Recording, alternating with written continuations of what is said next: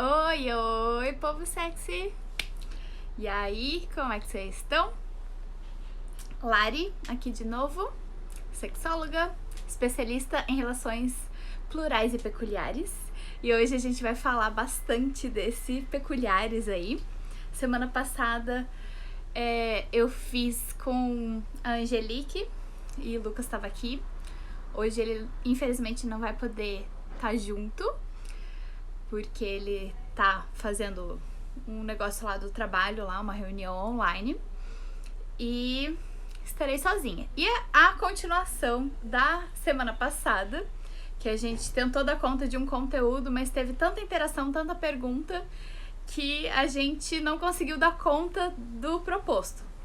E mesmo que a gente tivesse focado bastante, provavelmente a gente não ia dar conta em uma live da lista inteira, do vocabulário inteiro, a respeito de fetichismo. Então, a gente ficou para fazer hoje, essa semana, mas não deu. Então, vai ficar para semana que vem, a princípio. Mas eu quis manter essa temática de fetichismo, pra gente manter esse clima gostoso, já que muitas pessoas da semana passada gostaram e estavam esperando esse tipo de tema hoje também. Resolvi manter.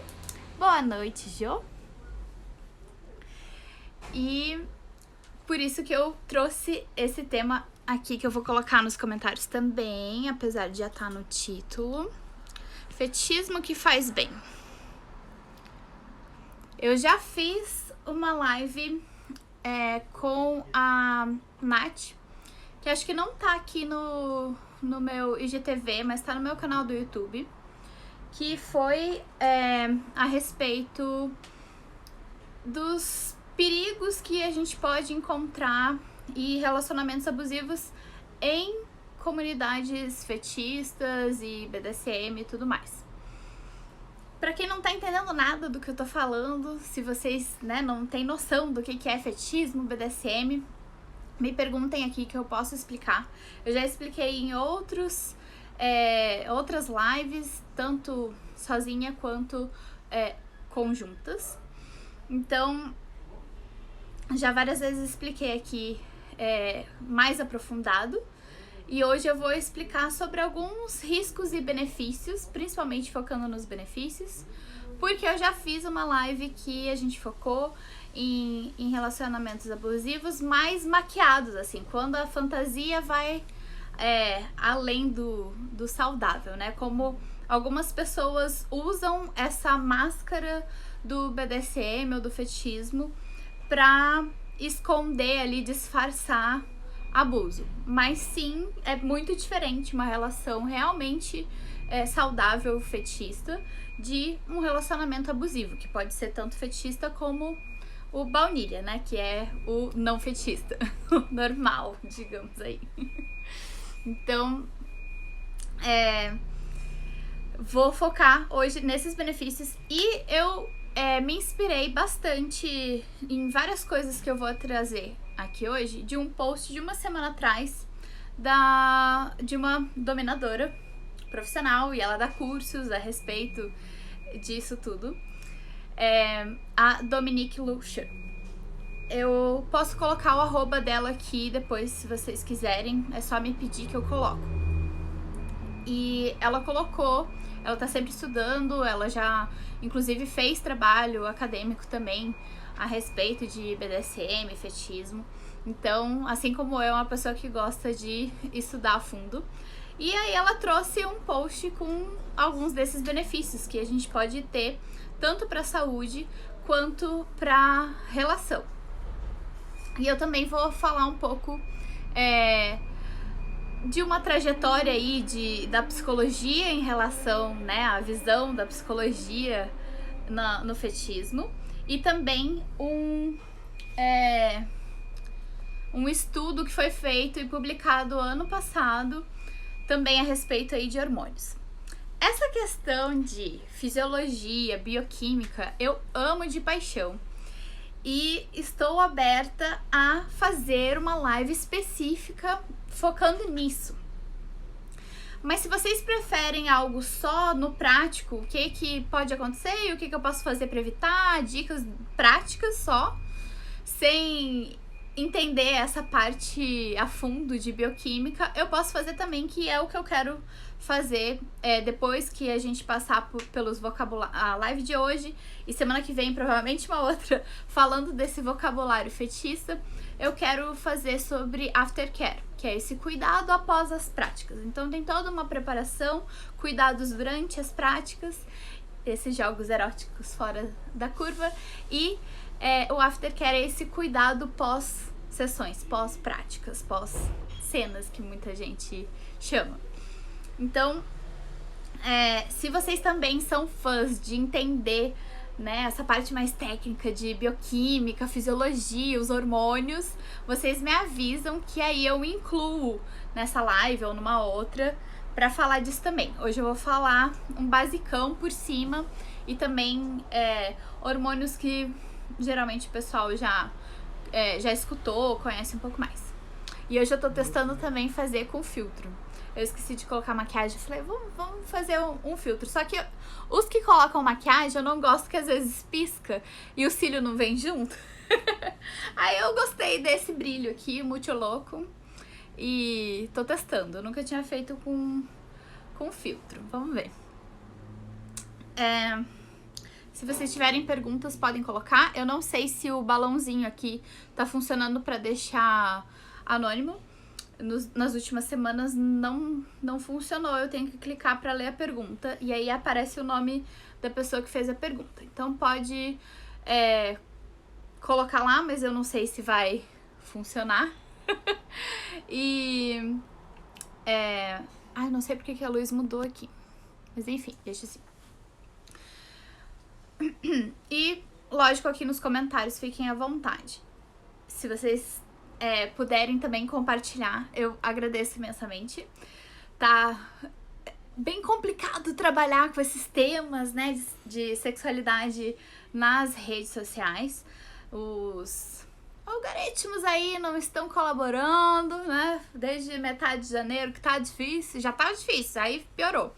Então, tô até revendo como que eu posso trabalhar e atingir mais pessoas, alcançar mais pessoas, pra ajudar mais pessoas e também pra poder pagar as contas, né, gente? Eu daqui a pouco vou começar a colocar o meu Pix aqui, porque geralmente eu prefiro oferecer um serviço pra ter essa troca, mas já que eu tô fazendo tanto conteúdo gratuito, pra quem quiser me apoiar e puder, o meu Pix é o meu número de celular e aí eu posso colocar aí pra vocês ajudarem com a quantia que quiserem, quanto quiserem, quando quiserem, que puderem, enfim. E meus atendimentos personalizados online estão sempre disponíveis. Então aqui eu vou dar um geral, reforçando, né? E aí, que nem sempre o geral aqui vai te ajudar totalmente. Ele vai dar aquele empurrãozinho, mas para eu ajudar melhor cada pessoa, eu preciso saber mais detalhes do que tá rolando. Então vamos lá. Alguns dos benefícios. Eu já falei em outras lives também, obviamente. Só que eu falei muito... teve uma live que eu misturei bastante os benefícios de relações fetichistas. Coisas que a gente pode aprender, né? De relações e comunidades fetichistas e não monogâmicas. Para qualquer tipo de relacionamento, inclusive dentro da caixinha, monogâmicos e baunilha e tudo mais. E hoje eu vou focar nos fetichistas e aprofundar um pouco mais e retomar algumas coisas que a gente já viu. Dos sintomas, digamos aí, bem comuns da nossa sociedade hoje em dia é ansiedade, né? Então, e agora com o caos que estamos vivendo, é comum mais pessoas ainda sentirem esses sintomas de ansiedade. Lógico que nada daqui que eu vou falar vai substituir acompanhamento profissional com psicólogo, psicóloga, terapia, né? E tem algumas pessoas que também vão precisar de um acompanhamento médico, psiquiátrico. uma coisa, outra coisa. Então não estou substituindo, estamos, né, complementando aqui, dando continuidade a essas outras bases essenciais aí. Então, a prática de BDSM ou de outras práticas fetichistas, que são esses jogos eróticos que a gente considera fora da curva, já se demonstrou em diversos estudos que eles ajudam a reduzir essa ansiedade a longo prazo. Então, por que isso acontece? Principalmente quando se fala de dor, essa linha entre dor e prazer é bem tênue e tem uma ligação, tem uma explicação aí toda anatômica, neurológica para isso e também hormonal. Quando a gente sente dor, o corpo produz endorfina justamente para combater essa dor e a gente poder lidar melhor com ela. E, lógico, essa dor controlada nesse jogo é muito melhor. Esse bem-estar que a endorfina traz vai ser muito mais eficiente do que se você tem uma dor crônica, né? Sei lá, uma lombalgia que tá ali sempre doendo, todo dia, o tempo todo. Então, essa quantidade produzida de endorfinas e tudo mais, né, nesses jogos, principalmente que envolvem dor física, essa pessoa que está recebendo a dor, pode ser comparada à bioquímica aí, que é produzida em atividades aeróbicas de alto impacto. O BDSM, aí mais no geral outras práticas também, que não necessariamente só a dor, elas podem trazer alterações de fluxo sanguíneo cerebral. Então, lá na cabecinha do ser humano, pode ali aumentar esse fluxo, alterar. E isso vai ser comparável a alguns benefícios que vão ser trazidos com algumas certas práticas de yoga, e também atividades físicas intensas, porque vai trazer o que a gente chama de runner's high. Então é como se fosse aquela sentir alto, high, né, de boa, como se fosse depois de uma corrida, por exemplo.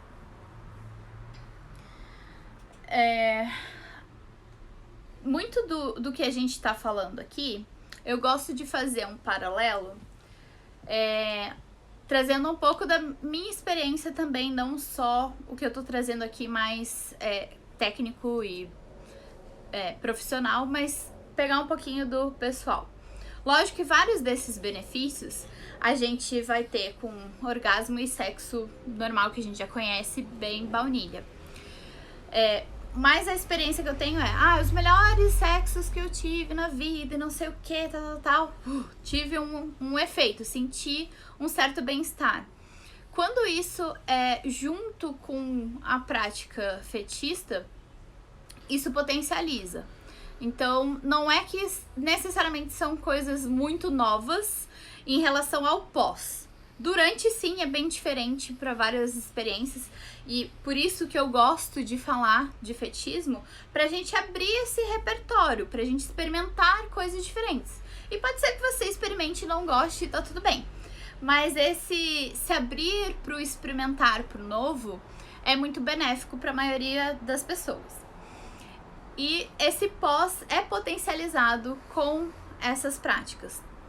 Também por essa questão física, mas também muito psicológica, né? Então, a adrenalina vai ser maior daquilo ali e vai ser, por ser consensual, você tem um certo controle ali de tudo. Ter palavra e gesto de segurança é sempre bem importante aí pra manter a coisa sob controle de todo mundo e o mais saudável possível. Outra coisa que eu já falei bastante em outras lives foi a respeito de comunicação. E aí, melhor comunicação vai trazer uma série de consequências. Então, primeiro, para você se comunicar melhor, você precisa se autoconhecer melhor. pra dizer o que você deseja, o que você quer, o que você quer experimentar, mas nunca fez, o que você com certeza não quer, quais são seus limites, isso tudo. Então, já vai ser um grande passo, porque muitas vezes a gente, como não tem esse incentivo desde a infância, de inteligência emocional, de autoconhecimento, de relações, de consentimento, isso tudo, a gente não sabe, a gente não para pra pensar, a gente não para pra se trabalhar e se conhecer. E aí a gente vai fazendo e vai vivendo meio aonde a onda levar. E é muito mais interessante e benéfico e saudável se você tem esse trabalho. Então, eu incentivo bastante todo mundo a se autoconhecer. E aí tem diferentes ferramentas para fazer isso. Além disso, o que as pesquisas mostraram é que essa melhor comunicação acontece também porque no fetichismo se conversa antes do acontecido. A gente negocia, a gente fala dos desejos e tudo mais. Então não fica aquela coisa de que vai vivendo e depois quando se der ruim a gente não vai ter nem mecanismo de como evitar a briga e como lidar com briga e desafios e confusões que com certeza vão surgir em algum momento, certo? Mesmo em relacionamentos saudáveis, conflitos vão acontecer, desafios vão surgir.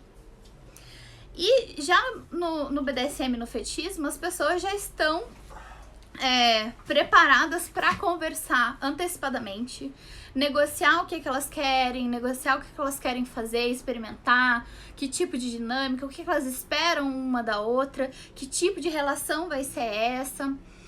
E isso ajuda muito, inclusive, a desenvolver mecanismos para evitar alguns tropeços aí que são desnecessários e quando acontecer ter esse diálogo aberto para conversar a respeito. E, consequentemente, isso traz outro benefício que as pesquisas mostram que é melhor intimidade. Aí vai por alguns motivos além da comunicação, né? Mas a comunicação, lembrando que não é só essa questão da preparação e renegociação constante, mas também linguagem corporal e conversar sobre gatilhos ou perceber gatilhos nessas práticas. A comunicação também vai trazer muita confiança, porque quando a gente está envolvendo dor física ou então essas fragilidades, vulnerabilidades e desejos os mais íntimos possíveis que você pode ter, consequentemente você precisa confiar muito e tem que ter essa construção da confiança com a pessoa para poder se abrir e falar disso. Porque como é fora da curva, a maioria das pessoas vai achar estranho, vai se assustar. Então, é comum pessoas que... Aí é um malefício, digamos assim, né? Um desafio que pessoas fetichistas têm é justamente isso, de ter uma certa dificuldade, às vezes não de achar alguém para praticar, mas de realmente desenvolver um relacionamento amoroso com medo de ser julgado e realmente a realidade de acabar batendo nisso, de ser ter esse julgamento. Então tem que ter toda uma construção legal dessa parceria, dessa relação mesmo e da confiança. E aí, quando você normaliza falar desses fetiches, desses desejos, dessas fantasias, que podem ser as mais estranhas possíveis, por mais que a outra pessoa não tope fazer, é muito gostoso quando ela simplesmente tá ali aberta pra conversar sobre aquilo, né? De ter aquilo como possibilidade. E tem que tomar cuidado também, porque não é porque a pessoa é fetichista que ela não vai ter preconceito nenhum com fetiche nenhum. Tem pessoas que vão ter só limites ou simplesmente não vão gostar, vão ser neutras com alguns, mas tem outras que elas realmente vão ter preconceito, vão sentir nojo. Então, isso é possível. Mas você ter um espaço seguro, construir isso com a pessoa, de que agora é o momento da gente falar das nossas vulnerabilidades, dos nossos desejos, das nossas esquisitices todas, sem ter esse problema, julgamento, simplesmente ser uma conversa mais neutra. E o que sair dali é lucro. Então, a intimidade fica muito mais forte, né? Esse vínculo se torna mais forte. O que esse vínculo mais forte ajuda durante o relacionamento, às vezes pode ser algo mais difícil de ser superado quando termina esse relacionamento, porque traz muita intensidade. E como é difícil achar alguém com quem a gente se abra totalmente para falar desses assuntos, tem muita gente que se sente um pouco sem chão quando essas relações em algum momento terminam. Mas ter esse diálogo aberto é muito importante também construir uma certa independência de... No fetichismo, realmente, uma codependência é mais fácil de acontecer, mas eu sempre incentivo as pessoas a desenvolverem autonomia, mesmo nesses tipos de relacionamento. Então, caso, né, termine, que não termine terrivelmente, que vocês ainda possam conversar o mais de boa possível e terminem de repente numa amizade, ou simplesmente, né, vão terminar tranquilos e não vão fazer da vida o inferno dessa separação. Mas realmente, quando se tem essa intimidade mais forte, lógico que quando termina pode ser que esse sentimento seja também intenso no luto do relacionamento. Ó, falaram aqui, que cabelo tudo! Gostou do filtro?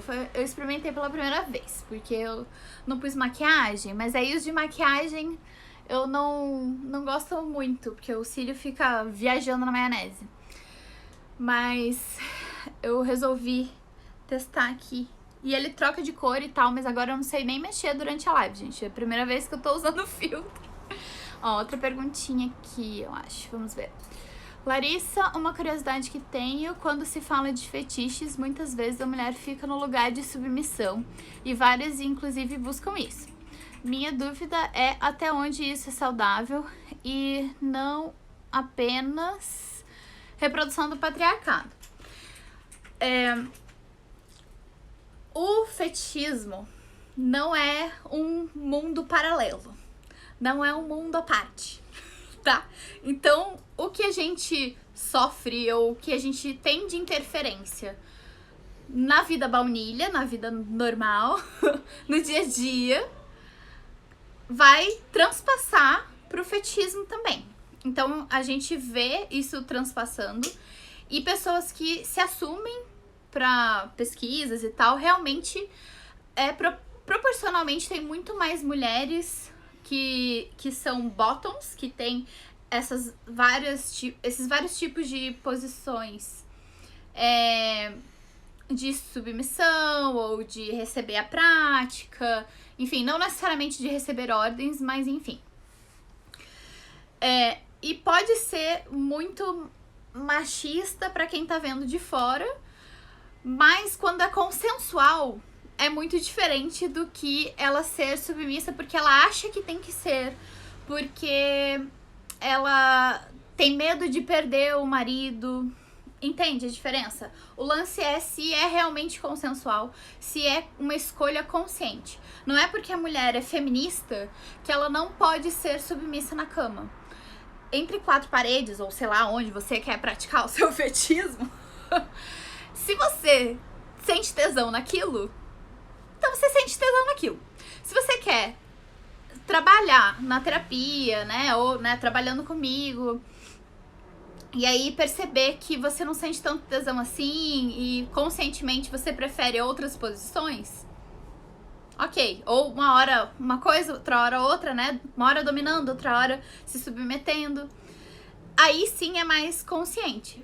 Mas por que a gente vai colocar mais um tabu no tesão alheio? Então é muito chato quando a gente tenta forçar uma barra no sentido de, mulher feminista então só pode ser dominadora, né? Então, se o órgão lá dela tá batendo palminha, tá ficando molhadinha quando ela se submete, deixa ela. Mas a gente tem que ficar atento de novo, como eu coloquei, acho que você não tava aqui no início, tem que tomar cuidado quem coloca essa máscara de BDSM pra simplesmente ser abusivo ou abusiva e fingir que tem que ser assim, naquelas regras, e mulher nasceu pra ser submissa, e pra ser submissa tem que ser escrava e fazer isso, isso, isso do jeito que ele quer e não ter palavra de segurança, blá, blá, blá. Então, assim, uma série de complicações aí podem acontecer. A codependência, o mínimo possível, é mais saudável. Então, mesmo que a pessoa, independente do gênero, esteja nessa posição de submissão, que ela aprenda a ter autonomia em várias áreas da vida. E que não fique sempre dependendo, principalmente, de tomadas de decisão dessa outra pessoa, tá? Porque uma coisa é você fazer isso de vez em quando e nos seus momentos eróticos e até fora deles, e trazer um pouco desse erotismo pro dia a dia é gostoso pra muita gente, mas eu tenho o pé muito atrás com 24/7 e poder total. Que agora eu não quero entrar muito nesses termos, mas tem vários níveis desses tipos de relacionamento. E não estou dizendo que todos eles vão ser patológicos ou problemáticos, mas sim são mais arriscados. E sim é muito mais fácil se tornar, passar de parafilia, que é essa prática do fetichismo saudável, para um transtorno parafílico. Então, é muito difícil um relacionamento tão intenso que uma pessoa sempre decida tudo e outra só obedeça e não tome mais decisão de vida nenhuma, desde o mínimo detalhe até as coisas muito importantes. Isso dificilmente vai ser saudável.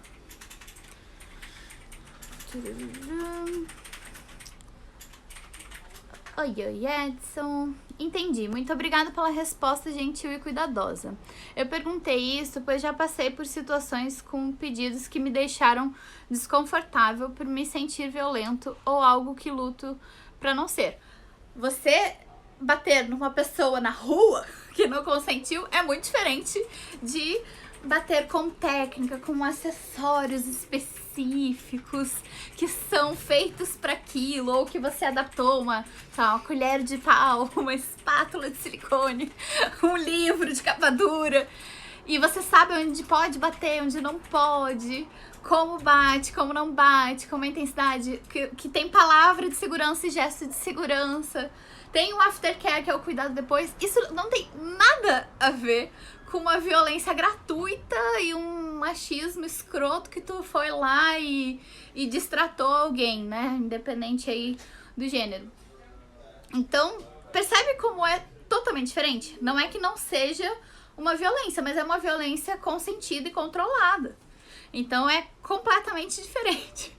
Uma mulher que está em posição de submissão no relacionamento abusivo, se ela apanha, ela não tá apanhando consensualmente. O estresse que ela vai ter, todos esses benefícios que eu tô colocando de diminuir a ansiedade depois e não sei o que, vai ser exatamente o contrário.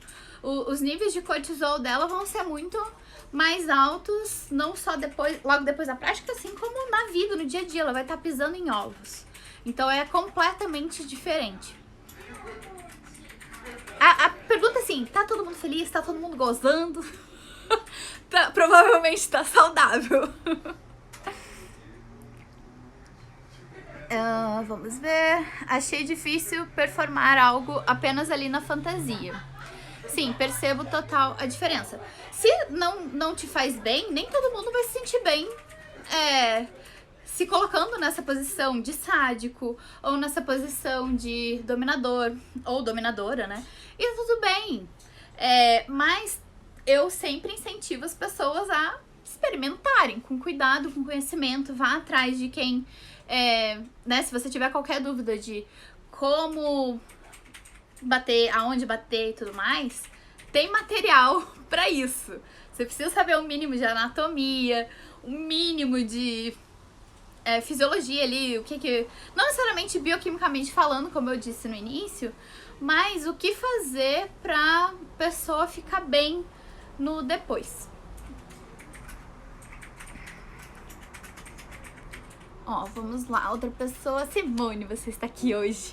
Ela perguntou, mas talvez ele se sinta desconfortável em atender um pedido. Eu entendi isso? Sim, e tá tudo bem. Se a pessoa não quer nem experimentar, também tudo bem. Se tá tão desconfortável, ok. Pergunta até pra essa pessoa se ela não quer experimentar o contrário, porque de repente, não é porque o cara né, a gente tem essa ideia de homem, mulher e, enfim, patriarcado.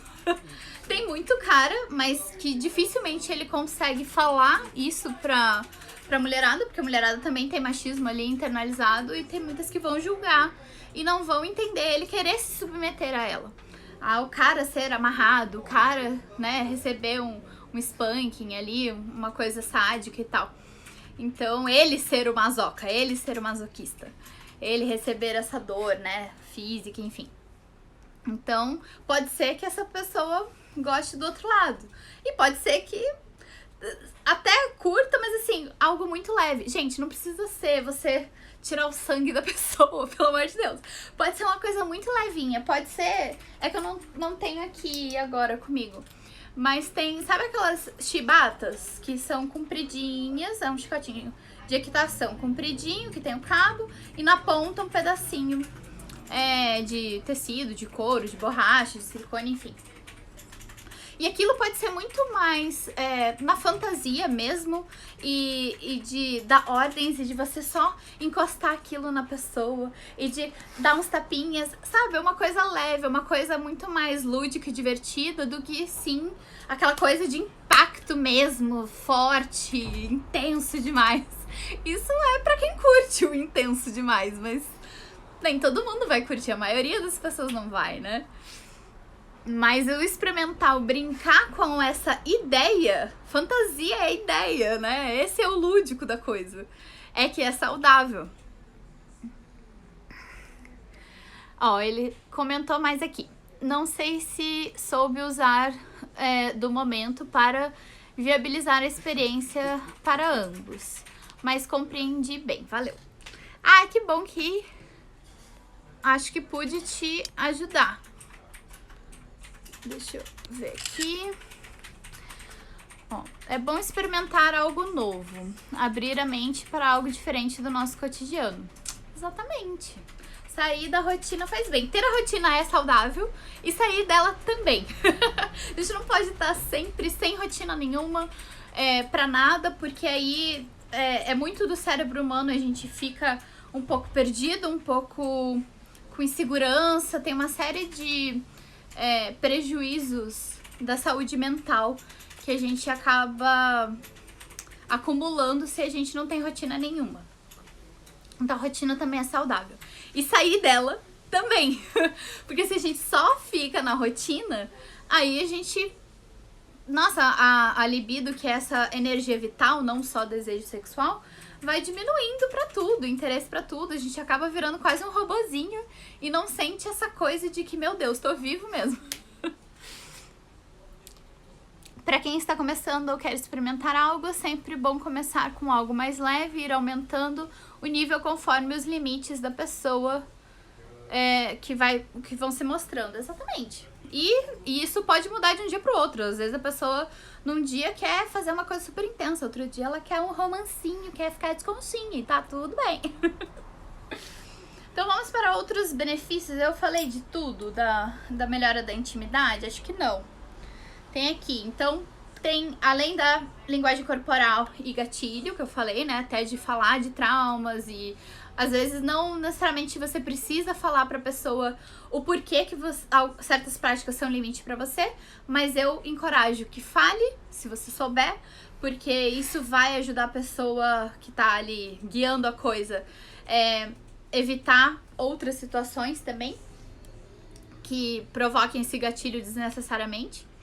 Ou também ajudar caso isso aconteça por outras coisas que estão ali em volta e não vocês.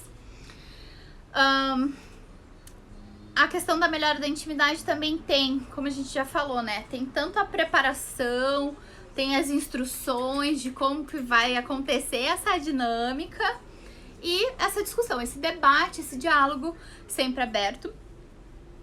E uma das questões bem importantes é a responsabilidade.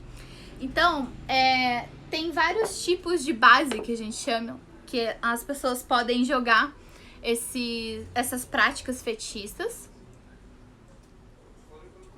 A mais conhecida de todas é o SSC, São Seguro e Consensual. Consensualidade tem que estar sempre e tá em todas as bases. A que eu tenho preferência é a RAC. É Risk Awareness Consensual Kink. Então é fetichismo consensual com consciência de riscos. E todas as pessoas têm que ter essa noção e conhecimento de todos os riscos. Não só a pessoa que é a pessoa top, que é a pessoa que está dando as ordens ou infringindo as práticas, geralmente. Então, todo mundo ali, porque a pessoa que está recebendo a bottom, se ela perceber que alguma coisa tá errada, que a pessoa não tá com a técnica legal, ou que esqueceu de fazer algum procedimento de segurança, ela vai avisar. Ó, tem que fazer aquilo ali, vamos parar, calma, não é bem assim. Pra ela também ter noção, bateu ali errado, aí não pode. Então, a pessoa que tá recebendo as práticas, é muito importante que ela saiba desses riscos também, pra ser o mais saudável possível. E é responsabilidade dela também se cuidar, né? A autopreservação é importante. Se a pessoa não tem autopreservação, ela provavelmente vai se colocar em cenas, em práticas de risco maior do que o saudável, e isso pode prejudicar muito ela. Ansiedade, já falei. A outra questão que foi pesquisada e foi percebida, a diferença é que geralmente tem mais lealdade e fidelidade nesses tipos de relacionamento. Porque como isso não tô falando que fetichista não trai. Não tô falando que fetichista é monogâmico ou não monogâmico. Tem fetichista de tudo quanto é jeito. E tem fetichista que vai sim trair, tem fetichista que vai ser sacana e que vai pisar na bola e tudo mais. Mas, proporcionalmente, as estatísticas têm mostrado que casais ou mais pessoas ali, né, que estão interagindo nessa relação, que tenha também fetichismo, como tem toda essa conversa, toda essa preparação, tem todo esse desenvolvimento, né, se usa muita energia para desenvolver esse espaço seguro, de confiança, integridade, de afetividade, tem uma construção mais consciente disso, mais ativa disso, e não passiva, e vai acontecendo e deixando levar, isso aumenta as chances das pessoas serem leais e fiéis. Deixa eu ver aqui os comentários. Sim, rotina é bom, mas tem horas que é bom se desligar dela. Exatamente. Consensualidade até na não consensualidade. Eu não vou nem comentar sobre CNC hoje, que é consent ou não consent, que é um papo muito complexo e muito polêmico pro momento. Vamos construindo esse conhecimento aos poucos aqui. Um passo de cada vez, meu querido. Você que já tá no avançado. Mas sim, até nisso, né? Sempre consensual, nem que seja antes. Outros benefícios que foram encontrados para a saúde mental. Teve estudo do Journal of Sexual Medicine que mostrou que fetichistas têm mais segurança nos relacionamentos em comparação a quem não é fetichista. Esses relacionamentos apresentam pessoas com menos neurose, mais receptividade, mais consciência e proximidade das parcerias. por tudo isso que a gente falou até aqui, né? Tem tanta construção e é tão íntimo, é tão perigoso nesse sentido, né? De estou vulnerável e são os meus desejos mais doidos, mais esquisitos, mais estranhos. E eu tô confiando nessa pessoa pra dividir isso comigo e pra praticar isso, pra exercer esse meu tesão fora da curva. Então, tem todos esses benefícios aí pra saúde mental dessas pessoas envolvidas. E também diminui o estresse adquirido. Então, durante a sessão, a pessoa que está recebendo certo estímulo, principalmente se for de dor e dor intensa, ela pode, durante a prática, ter uma produção mais alta de cortisol, mas o pós-sessões aí, as pós-práticas, todas as pessoas envolvidas vão ter uma produção de cortisol mais saudável, mas tendendo a ser mais baixa. Tem mais variedade erótica, o que diminui a pressão psicológica ali no casal. Então, ter essa experimentação, ter essa liberdade dentro do relacionamento acaba tendo menos tabu. As pessoas se repreendem mais, né? Tem menos repressão da sua sexualidade. Então, isso também é benéfico e combate o estresse. Além disso, como o prazer, o gozo, o desejo vão ser mais fluidos, as pessoas vão produzir mais dopamina. E isso traz, além de várias outras coisitas boas aí, outros benefícios e vantagens, a gente ter essa sensação de mais leveza e felicidade. A pessoa que fez a pergunta antes falou que vai ter que sair agora, mas adorou ouvir até então. Obrigada demais. Beijo pra você também.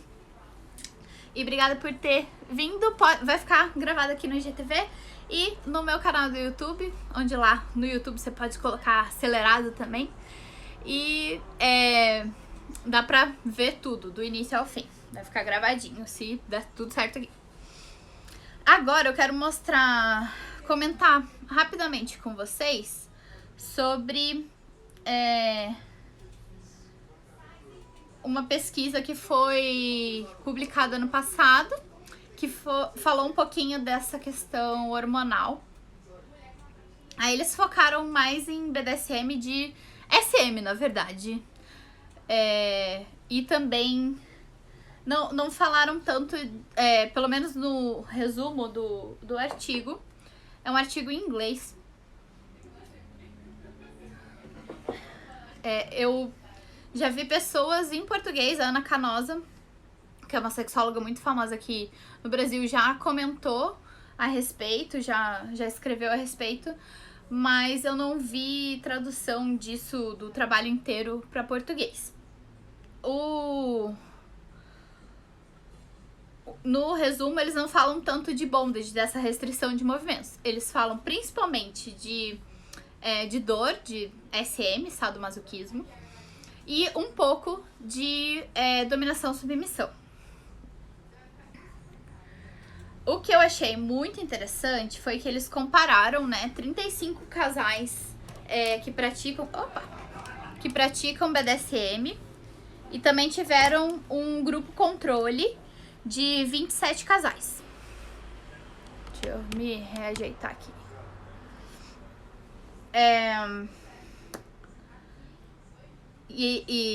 É bom ter esse grupo controle, né? Pra ter certeza do que tá acontecendo e ver se as diferenças de porcentagem dos hormônios que eles mediram e tal são significativos, estatisticamente, de fato, ou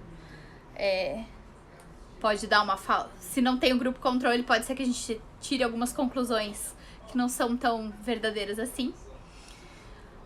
E aí eles compararam alguns hormônios e o que mais eles puderam ver diferença foi... Deixa eu achar aqui certinho.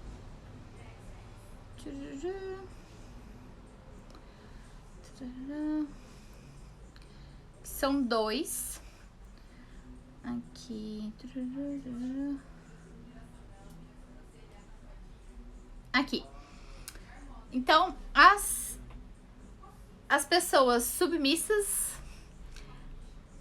se mostraram com um cortisol aumentado logo após a prática. Porque é lógico, se você tá recebendo dor, depois também, né, tem endorfina, mas você também passa por um estresse. Nem que seja realmente só físico, né? Pra você lidar com aquela dor. Então, as taxas de cortisol aumentaram. Mas, lembra que eu falei, o pós, no dia a dia da pessoa, vai tender a ser mais saudável, mais baixo, mas logo durante ali, é que nem prática de exercício físico intensa, né? O teu cortisol vai aumentar. Então, tem isso, só que aumentou os níveis também de endocannabinoides, que dá um barato e um bem-estar. Então, também tem no cannabis, né? Os canabinoides, alguns. E o nosso corpo naturalmente produz. Não é só isso que o cannabis produz, tá? Mas, e os endocannabinoides ou outras substâncias de plantas, não só cannabis, mas copaíba, por exemplo, tem um nível de canabinoides alta também. Traz vários benefícios para a saúde, inclusive para o sistema nervoso. E traz bem-estar, traz um barato também ali. Então, principalmente isso nas pessoas que estavam na posição submissa. As pessoas que estavam na posição dominante só aumentaram as endocannabinoides. Então, não alterou cortisol significativamente, né?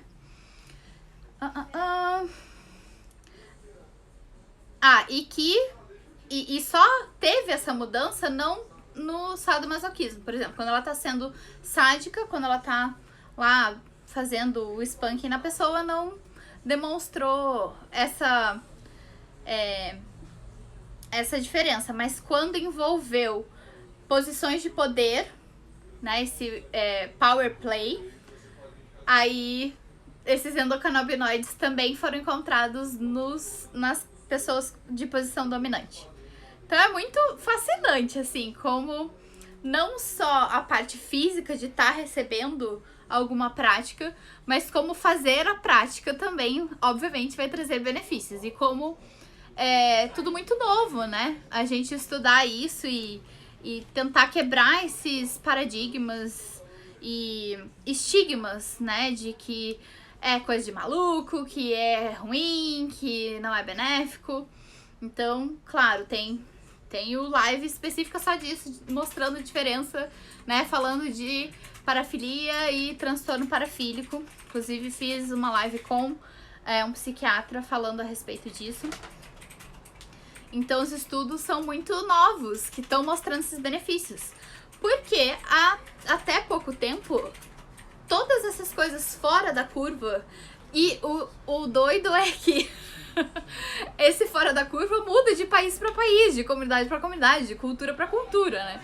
Então, o que é comum numa comunidade pode não ser em outra. Então, o que é esse fora da curva? Por que a mesma prática é vista como parafilia, como doença num lugar e não na outra, né? Então, são muitas construções que a gente sabe que os preconceitos também interferem na medicina, na pesquisa, na psicologia. E aí, conforme a gente vai desconstruindo certos preconceitos, isso também vai abrindo espaço para mais pesquisas. E dentro da psicologia, da psiquiatria, da medicina e tudo mais, saiu só em 2013 a versão que a gente tem hoje dessa diferença de parafilias e transtornos parafílicos, né? Que saiu no DSM-5 em 2013. Então é muito recente. Então a gente tem muito que aprender ainda, muito que estudar e muito estigma para diluir, muito tabu para quebrar, muita polêmica para provar que é bobagem. Sentindo falta da caixinha de perguntas. Pode colocar, mas eu não sei se vai dar pra ler sem apertar, sem mostrar o nome. Posso? Existe uma lista de parafilias aqui no Brasil? É essa do DSM-5, que é traduzida tá? Tem sim. Tem. Eu posso, inclusive, se você quiser, eu posso te mandar foto do meu livro que tem. É um pouco confuso às vezes, assim, mas você que já tá avançado na coisa vai entender melhor. Mas o básico gente, se é consensual, se não tá trazendo nenhum benefício, é igual qualquer tipo de vício, né? A gente pergunta muito, será que a pessoa tá viciada em, sei lá, videogame? Depende, é só que ela tá jogando muito ou esse jogar muito tá prejudicando ela de alguma maneira ou as pessoas ao redor dela. Ela tá deixando de socializar pra jogar esse videogame? Ela tá deixando as responsabilidades dela de lado pra jogar esse videogame? É igual masturbação, é igual sexo, é igual prática fetichista. Então, se aquilo tá prejudicando... Uma coisa aconteceu um acidente na prática e eu fiquei com dificuldades de sentar um dia ou outro. Agora, se isso se torna rotina, isso é um problema, porque você não sentar direito vai te prejudicar pra estudar, pra trabalhar, né?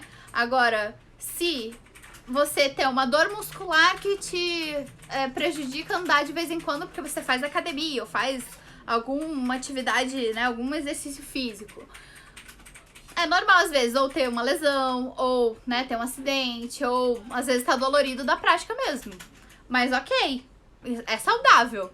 Agora, se você tá fazendo num nível absurdo, que você tá se lesionando toda hora, que você não consegue nem levantar da cama direito, um dia sim, um dia não, um dia também.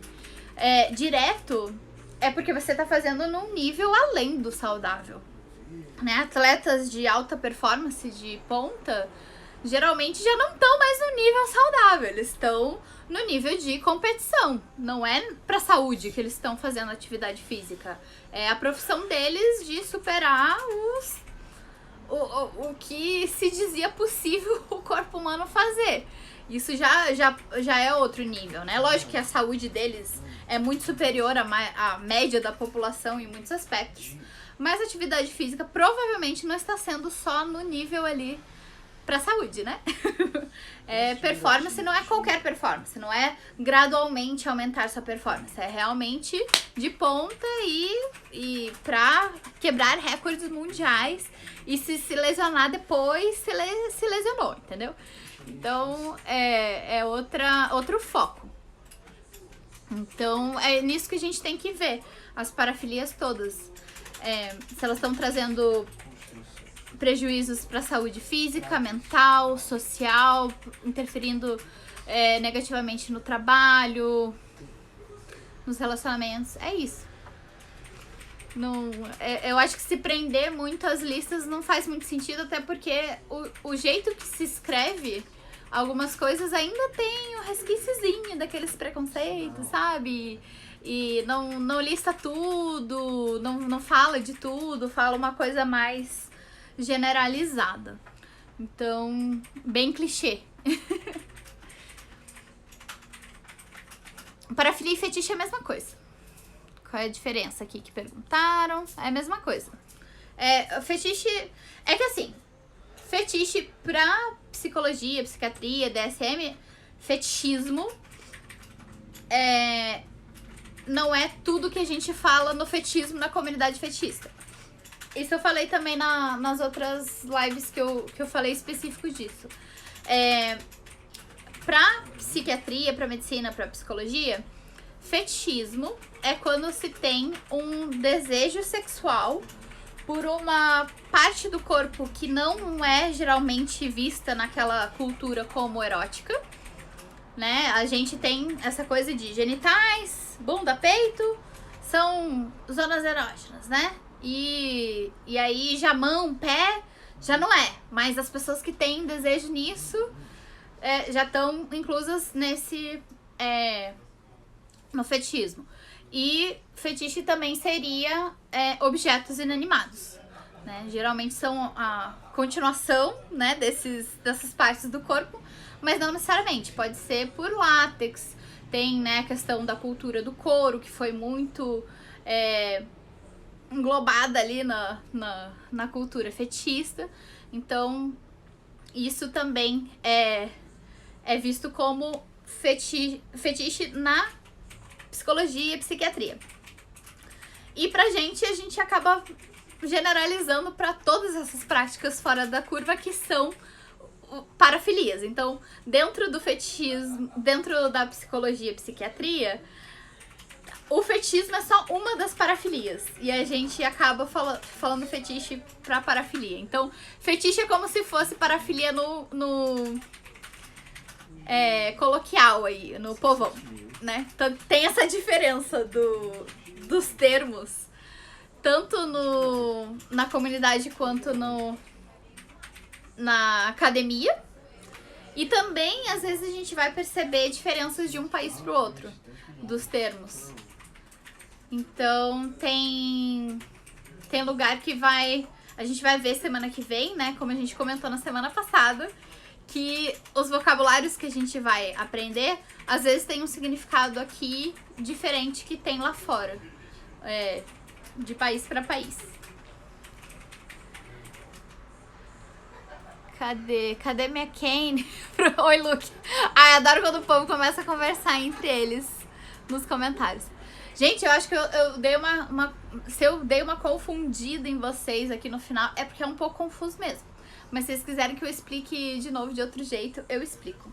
O que eu queria trazer pra vocês hoje, eu trouxe. E já está quase dando 1 hora. Se vocês quiserem fazer mais perguntas, comentários, dividir experiências, podem falar. E me ajudem depois, né, quando ficar aqui no IGTV gravadinho, me ajudem com likes, se inscrevam, compartilhem, salvem, comentem, com engajamento, meu povo, porque tá difícil esse engajamento acontecer, esse algoritmo ajudar, porque os termos que eu uso não tem como não, né, fugir. Sexologia é sexualidade não é um tema que as redes gostam de dar palco. Eles estão reforçando cada vez mais esses tabus, infelizmente, estão criando barreiras cada vez mais chatinhas. Então eu preciso da ajuda de vocês. E eu provavelmente só vou lançar curso mesmo de julho em diante, tá? Mas tá disponível pra quem quiser meus atendimentos personalizados online. Então podem ser individuais para casais, trisais, etc. Como também com familiares, enfim.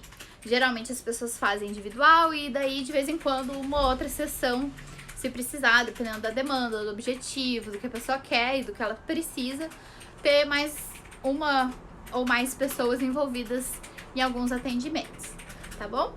Então, para quem tiver interesse, é só entrar em contato comigo direto no meu PV, de preferência aqui no Instagram, e a gente conversa e já marca o seu horário. Me digam aí se vocês têm dicas a respeito de como fazer isso tudo. Eu comecei a fazer um pouco de reels e tal. Tô no TikTok agora também, vão lá me seguir. Mas ele é uma coisa que custa um tempinho pra fazer. E agora eu tô meio corrida com a questão da pós, então pode ser que eu só realmente dê mais atenção a essas coisas de julho em diante também, junto com os cursos. Mas o que eu puder fazer, eu vou fazer. E se vocês tiverem sugestões de coisas que não me ocupem tanto tempo pra fazer, mas que vocês querem, e eu vou super aceitar. Mais uma perguntinha. Quando o fetiche da pessoa não faz bem pra ela, o que fazer? Me explique, não entendi. Geralmente o fetiche não faz bem. Você diz, ela tem medo de falar dele, tem medo de ser julgada e pra praticar, porque se for isso, esse sofrimento da pessoa é realmente um problema a ser tratado. E aí ele tá no pezinho ali no transtorno parafílico. Mas se a pessoa aprende e resolve isso, que é só questão de